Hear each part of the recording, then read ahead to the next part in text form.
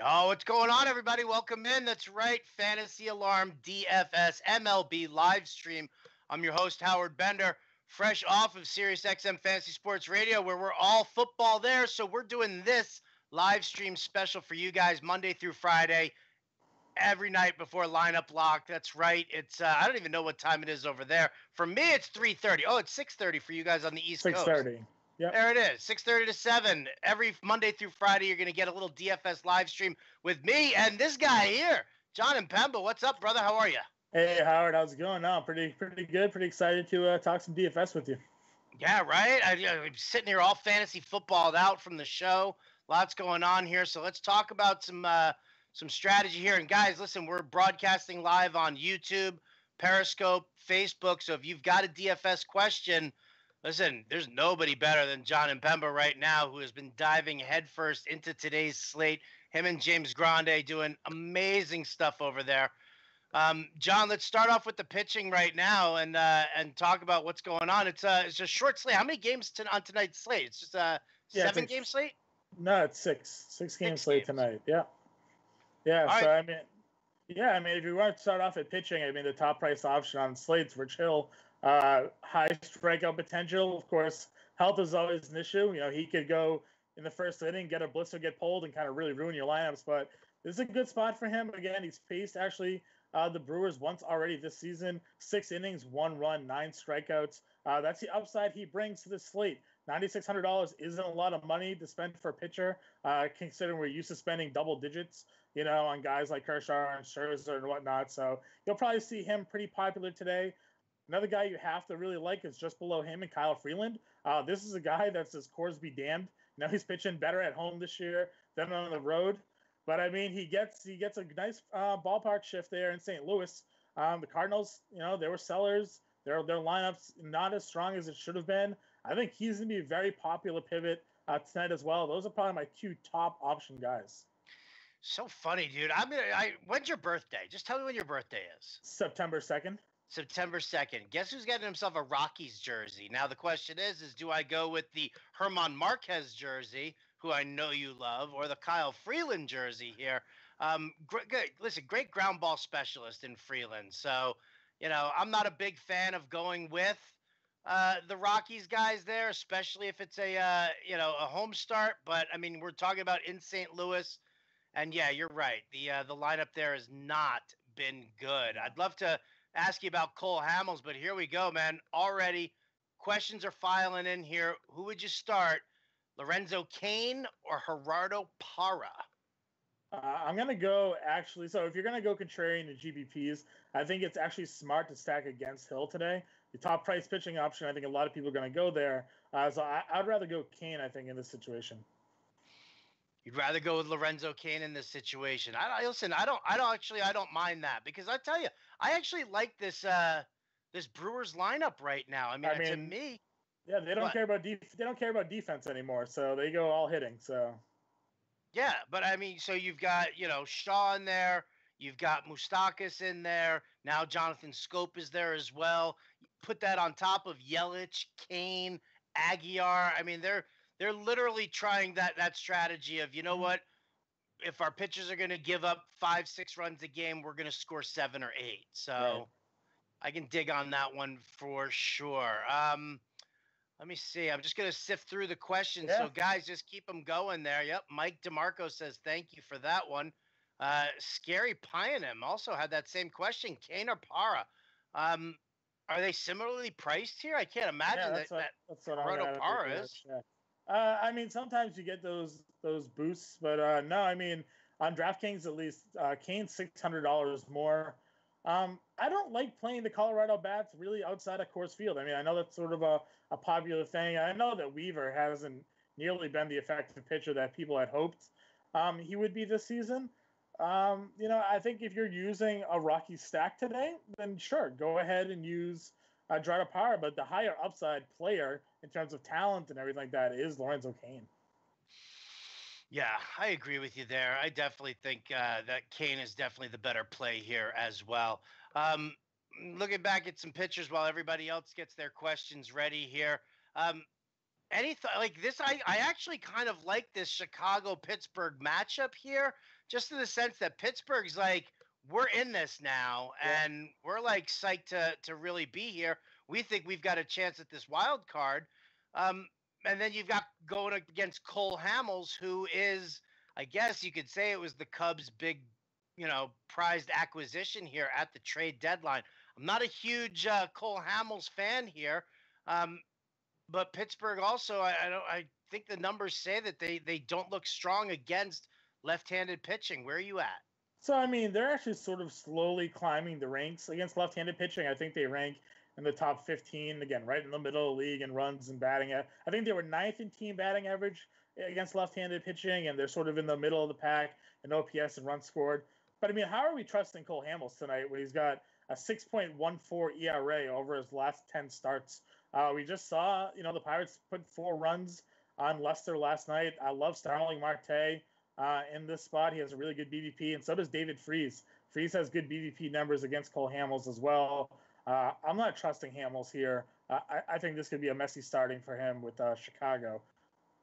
Listen, I think it's going to be a messy whatever for Cole Hamels. I don't like him in Wrigley. I'm not a fan of what he's done. So I like that over there. So you think you go with like in a GPP, go Nick Kingham, or is this just, let's just avoid altogether here? I'm trying to see really who I like. I know you like Freeland. I know you like Rich Hill. Yeah, I guess it's just nothing but a bunch of hot trash over here. Yeah, it's not great. I mean, honestly, I wrote up in the Stacks article today. I'm a fan of actually game stacking against that Royals White Sox matchup. Jacob Junis and Dylan Covey are two of like the worst pitchers in baseball this year. Junis is giving up the second most home runs, and Covey, if he was to qualify in pitching, would have I think it was the 5th worst ERA among starters. I mean, these two guys are just terrible. But the problem is the Royals offense and the White Sox offense is also garbage. So it's like, what's going to give more, the worst pitching or the worst offense here? I kind of have that game as a little bit of a contrarian stack against both those pitchers. I just, it's ugly up and down, like you said. And for me, because, as the prices on these guys up top aren't that expensive, I think that's where you go. You're going to see a lot of Rich Hill, Kyle Freeland, and then fill in the bats. Fill in the bats, absolutely. Moustakas or Brian Anderson? We're going to set Mike DeMarco 08's lineup for him right here and now. So, yeah, Brian Anderson, he's on the road. He's in Atlanta. Anibal Sanchez is on the bump for him, for them. Again, Moustakas, we're talking about him in LA facing Rich Hill. Yeah, I mean, it's not ideal. Moustakas doesn't hit lefties pretty well. But again, Sanchez, and I mean, I don't really like playing Miami. Anderson's been good this year. I usually like to use him against lefties more than righties, but you know what? I think I'll go with Brian Anderson actually in this spot.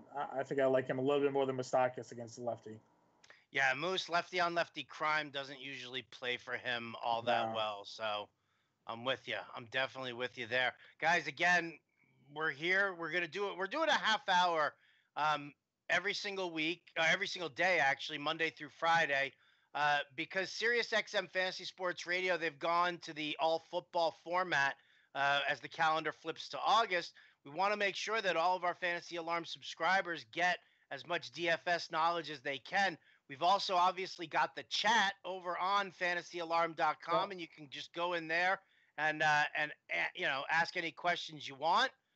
But we figured this was a good interaction thing for you here. I'm looking in the inside the chat room here right now. Rich Hill and Alex Gordon over Glasnow and Starling Marte for a DK GPP. So I mean, the problem with Glasnow is I don't know if he's going to pitch more than 2 or 3 innings, right? If Tampa Bay is going to use him as a starter, then what are you going to get, 6 points out of him as a starter at $7,700? I mean, I love Starling Marte today. Don't get me wrong, but I don't think I can trust Glasnow unless something comes out where you find out he's actually going to go ahead and pitch 5 or 6 innings. Again, the other problem with him is that it's rarely when he was going to go and start for 5 or 6 innings he even made it that far. There's a reason why Pittsburgh had to use him in the bullpen. He just didn't have enough control to last that long in a game. So no, I can't go Glasnow tonight. I love Marte. If you can spin down a little bit, try for it. Maybe Nick Tropiano. Again, not a great spot, but Tampa Bay, their lineup against righties isn't nearly as dangerous as it is against lefties. Maybe you kind of go that route a little bit. All right, so let's talk about some hitters who you do like here tonight, John. Obviously, I dig. Listen, anytime you start talking about stacking Pirates, it's so funny how every time I've stacked Pirates, it's been one of my more successful GPP lineups here. Yesterday during the live stream, I hit this with James, so I'm going to do this to you as well. And I'm sure you've already prepared for it here. I want to know who your top high price player is, your top mid-price player, and your top bargain bat. Because when you're doing your lineup construction, there are always guys who you're like, I want to build my lineup around these guys. So give me your top at each price tier. Yeah, I mean, I think for me, if we're gonna go and spend up a lot, I really like Freddie Freeman today. I know that that might not be saying too much, but he's one of the top hitters in baseball. He's expensive, and he's facing the cheapest pitcher on the slate, which is something I usually try to target. Pablo Lopez hasn't been good by any stretch. He's got a 5.34 ERA over his last 7 games. 5 of those were starts. So I think Freeman and the Braves should be a very popular stack tonight. We'll probably rake on Lopez. I'm a fan of him. Plus, he gets the home matchup. That ballpark is built, for him. It's left-handed power. So for me, I think Freddie Freeman is sort of my top hitting option. And if we're going to go down in the middle, I mentioned David Freese earlier in his BVP against Cole Hamels. He's another guy that has historically hit left-handed pitching, pretty well. So I think he kind of slots in nicely if you're going to go ahead and sort of do that Pirates stack. I think he works out well. He's 5 for 16 with 2 doubles in his career against Cole Hamels. So I like him as sort of that middle tier option. And then if we're going to go down and look for a guy that's in the cheap, I tend to look at catcher if I'm spending down. And a guy that I've been playing a lot has actually been Kevin Smith of the White Sox. He just sort of always hits value at a low value price for catcher. The other day he had 2 hits. He's hitting over 300 for the year, which again is all you can really hope for a guy. And in this matchup where I really like, stacking against Junis, I feel like there's some upside for him today where he can really meet that 3.2K value. I could dig that. All right, for those playing on FanDuel, John, let's talk a cheap bat here who is not a catcher. I mean, you could theoretically get away with catcher, but I mean, I tend to sit there when I'm looking for a min-price guy over on FanDuel, unless the catcher has like just an insane matchup here. Sure. I tend to kind of drift towards the outfield, or even first base if there's a cheap option. Well, I mean, if we're gonna go that way, then I think Brett Phillips is a really nice value play today. Homered yesterday. He was part of that trade from Mustakas to get into Kansas City. Again, Dylan Covey is not a good pitcher on FanDuel. Phillips is just $2,100, $100 above min price. Lefty bat versus righty pitcher. For me, I think I'm going that way as part of a Royal stack. I dig it. I definitely dig it. My boy, the Kangas, man. Well, he wants to know who your absolute locks are starting pitching in DK. Kangas, man, we talked about this already. We're locking down with Kyle Freeland. We're spending up today. We're spending up. We're going Rich Hill, Kyle Freeland here. Those are the guys we like. Yeah, it's just so gross here. Yeah, it's not great. Even Anibal Sanchez is in play. Obviously, if you want to use him against Miami, they're very big favorites to get the win. This should be a lineup that you can go throw a quality start, get a handful of strikeouts, and get you 20 fantasy points in DraftKings tonight. Do you stick to just GPPs on the 6-game slate? Like, what's the biggest slate where you will, or the smallest slate, should I say, that you'll play cash games on to avoid the overlap? Yeah, 5 or 6 is probably where I go. If it's 4 or under, I'd always say GPP only. I'm not the biggest cash game player as it is. I feel, honestly, at this point, unless you're playing head-to-heads, and even then, you end up finding a lot of the same players. The player pool is so saturated with lineups that the winning score in some mass multi-entry 50-50s and cash games are higher or equal to GPPs. So at that point, I might as well just go ahead and play a GPP. So that's sort of how I kind of handle DFS right now.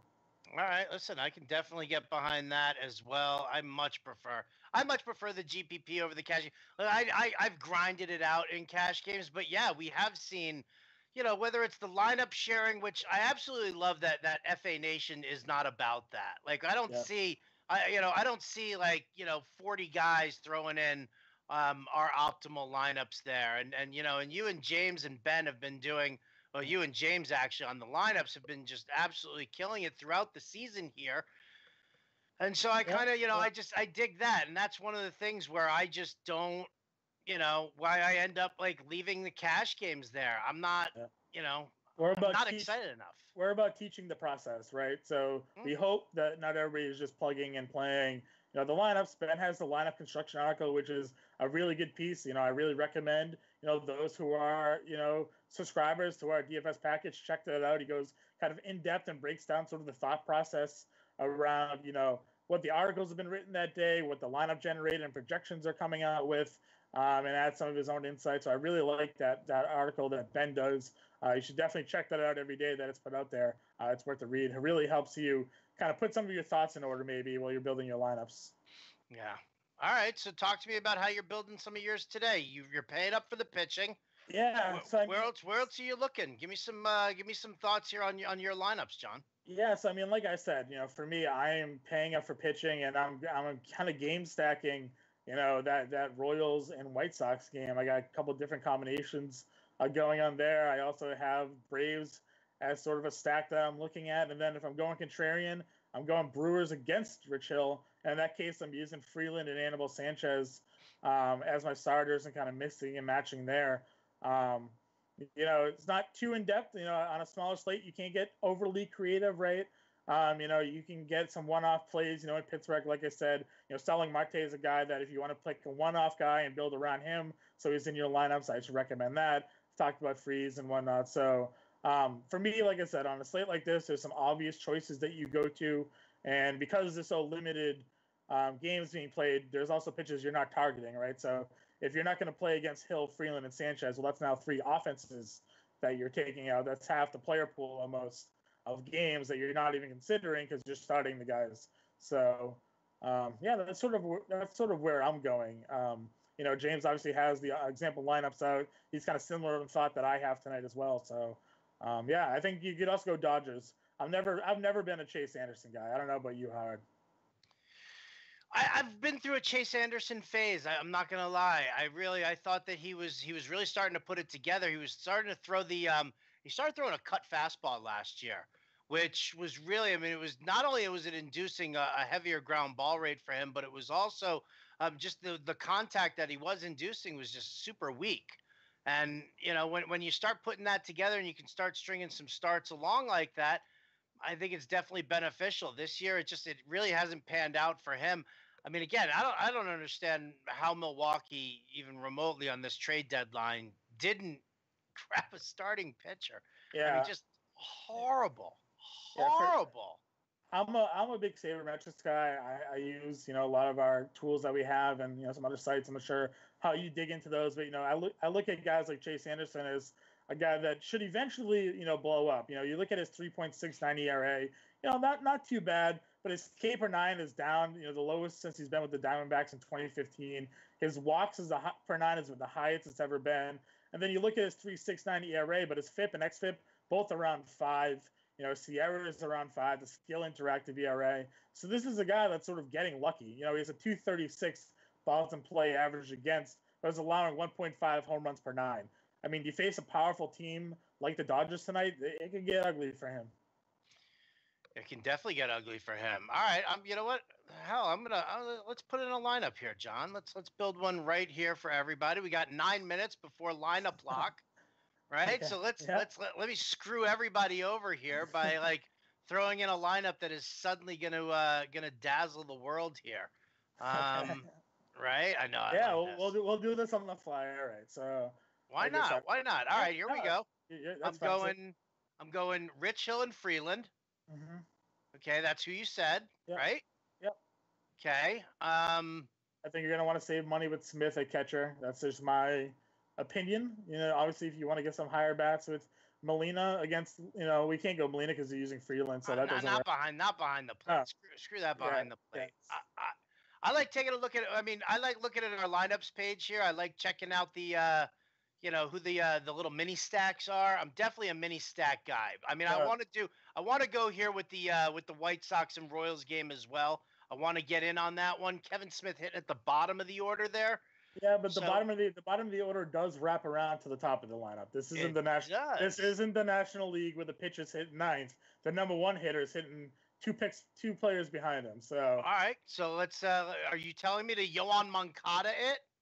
Yeah, I like Moncada. He's actually hitting from the left side of the plate in this matchup. If you look at his splits, he's much better from the left side. I mean, he's another high upside guy because he can get you those stolen bases and home runs.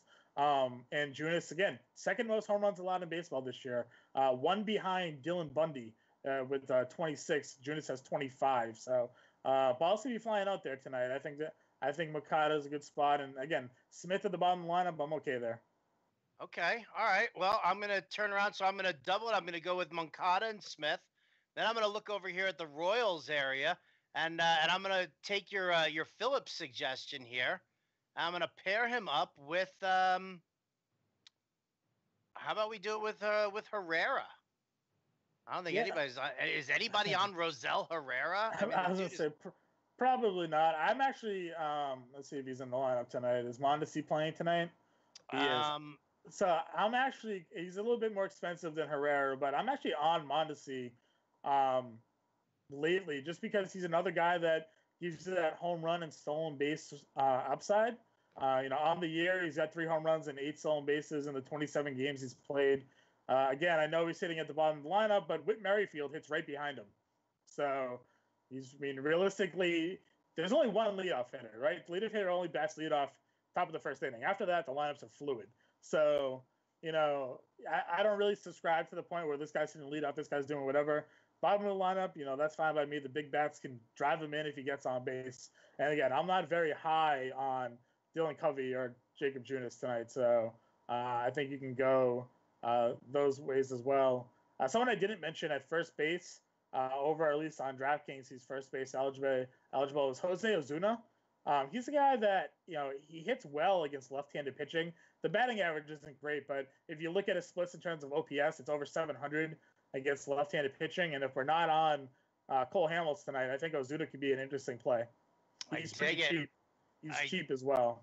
Ooh, I dig it. Oh, can I get him in here with Sean Rodriguez? That would be an interesting one right there. Nope, I can't do it. Rodriguez, second base and outfield. Well, all right. No, I can. There you go. Everybody plays 2 positions on DraftKings, Howard. You can make it work. So now I'm looking at a third baseman and a shortstop is what I've got left. And I've got I got bucks, baby. I got big bucks to spend. I mean, if we're talking about, guys to attack, Luke Weaver, again, Arenado's as good as anybody, but, Muncy, we talked about the 1.5 home runs allowed per 9 by Chase Anderson. Max Muncy's guy that's been surging. Yeah, struggling a little bit of late, but 24 home runs, 960 OPS, hitting at the top of the Dodgers lineup, or the middle. Actually, is he playing today? No. He's out. Oh, that's a killer. Well, is that a killer? Possibly. I think he could be a killer. What if I just say screw this, and here's what I go. I go Rich Hill, Kyle Freeland there. I've got my Kevin Smith with my Yoan Moncada. All right. I've got Jose Osuna in there at first base, and he's paired up with Sean Rodriguez. Then I've got Nolan Arenado as a one-off, Manny Machado as a one-off, and then I've got the Rosell Herrera, Brett Phillips tandem. Could you fit Marte in the outfield as a one-off instead of maybe one of the other 2? Instead of which other 2? Maybe Arenado. It's not a hitter's. I know he is impervious to the core splits. He hits well both home and away. Actually, this year it's not. His splits are way different. 255 on the road. Maybe I'd flip out Arenado and go with Marte. Okay, well then I've got to choose here then, because I've got Sean Rodriguez. Where does Sean Rodriguez play? Second base. See, there you go. Here's the problem, John. There's the problem. I don't know which way to go. I don't know who to use. So what? How much money do you have left if you were to Well, force out? it's not a question of that. It's a question of the fact that if I'm going to go with this Kansas City, the Phillips Herrera, Yeah. okay, that's in the outfield. Then I've got Wow. Sean Rodriguez, who's in my outfield because I'm using Yohan Moncada at second base. I hear you. I hear. See, and this is why we like to make lineups not within 5 minutes of roster lock. So, Well, so I we can. saved it. I've saved it so we can Yeah, play around. We've got it's 3 true. minutes to do. I'm keep checking to see if anybody's got any questions. Yeah. Nobody's got any questions here, so screw it, man. We're building this stupid lineup here. No, I hear you. I hear you. Yeah, no, I understand. 3,100 for Sean Rodriguez. It's a cheap deal. So you have Moncada at second base, so you can use him. I gotcha. Moncada's not eligible anywhere else. You're killing me with this Kevin Smith play, man. That's what it is. All right, well, take him out. You don't have to use him. He's just. No, nope. You said use him. I like him. I do like him today. I just like the matchup. But I mean, if you think about it, he's the third lowest price catcher on the slate. Ionetta is pretty cheap. He's all the way down to 2,800 against Weaver. But I mean, we only really like using Ionetta against lefties, and Weaver's not a lefty, and never mind the fact that they're in St. Louis. So I'm not a big fan of there. And then you have Michael Perez, never the guy that the Rays are using to replace Wilson Ramos. He's been hitting well kind of lately. He's got a 4-game hitting streak going. Maybe he's only $100 cheaper. So I've got an idea. This is going to be a disgusting idea, but I think it's going to enable me to do what you want me to do here. Oh, I'm listening. Well, I was going to go with Lucas Duda as my first baseman there, but and get Marte as my my little one-off there. But now it's too much. It's too pricey. I can't do it. Maybe we just don't get Marte today. Maybe you make multiple lineups, Howard, and Marte gets into one of them. I don't want to do multiple lineups, dude. No way. Well, you got what we got? 5 minutes till roster lock, so still got plenty of time to tinker around with it. So right now, let's set the table. You have Freeland and Hill at your starting pitcher. You have Smith at your catcher spot with Osuna at first base, right? Mm-hmm. And Moncada is your second baseman. Who's your third baseman? Arenado? No, I took him out. I took him out. Is he blank? Is there a blank space at the base? It's blank space, baby. Blank space. So would you go with Valbuena then in GPPs? 3,100 at third base against Glasnow at first / the Tampa Bay bullpen? I mean, I don't see why I wouldn't. I mean, there's some power upside there. He's starting today. Again, this is only a GPP play, so we're not looking for him to get singles in cash games. We're looking for him to hit 2 home runs and win you money. So, all right. So that gives me Smith, Osuna, Moncada, Valbuena, Machado, Phillips, Herrera, and Marte. So the mini stacks are Phillips, Herrera, Smith, and Moncada, and then everybody else is pretty much just kind of a one-off here. Yeah, I don't like that too much. Phillips being 4,100 on DraftKings, but 2,100 on FanDuel is where the problem is, right? Because on FanDuel, he's mid-price. On DraftKings, he's basically like a mid to upper tier outfielder. So that's definitely where we're coming in a little bit of trouble with cost. I mean, even Herrera, the problem is everybody on that game was getting a boost because of how bad the pitching is in that game. So let's see what we have. White Sox. I mean, you could go Avisail Garcia if you wanted to do more than a little mini stack. He's 4,100 over Herrera, right? Yeah, I don't, I mean, yeah, I get that. What I was really just trying to do here, and it's a moot point because it's just after 4 and we're about to lock down our lineups here. Oh, you got it? I got your lineup. All right. All right. Give it to me. We have Kyle Freeland, Rich Hill, Kevin Smith, Jose Osuna, Yohan Moncada, David Freese at third base, Manny Machado at shortstop, Starling Marte in the outfield, Brett Phillips at outfield, and Sean Rodriguez. So you have 4 Pirates. I know you want mini stacks, but there's a game stack mixed with Kevin Smith and Makata in the White Sox. Phillips is your one-off at Kansas City. Machado's your one-off at shortstop. Look at that. And with $100 left over. There you go. That's how we'll finish this. There you go. So there you go, guys. That's exactly how we're going to finish this. We're going to put this trashy lineup in for GPP. Listen, if you guys have questions, we're happy to answer them. We'll go through everything that you could possibly want. If you don't have a question, well, I'm just going to put this trashy lineup together here and call it a day. How about that? I think that'll kind of work for me. I'm in. I'm in too. I'll tell you what, John, I will split this money 50-50 with you if we cash. I like it. I like the sound of that. Everybody likes the sound of splitting money. Come course. on. Of course. Everybody does. All right. Well, there you go, guys. That's going to do it for our DFS live stream. Your lineups are about to lock. So, for John and Pemba, I'm Howard Bender. This has been the Fantasy Alarm live stream. We will catch you again. Tomorrow's what? Thursday? Yes. Thursday, yep. So, Thursday from 6:30 to 7, you're going to get a DFS live stream. But then, bonus from 7 to 8, you're going to get an NFL live stream with me and Brandon Marianne Lee. So, thanks for tuning in, everybody. Big thanks to Matt producing and John. Final thoughts? Good luck, everybody. Win some money. That's deep.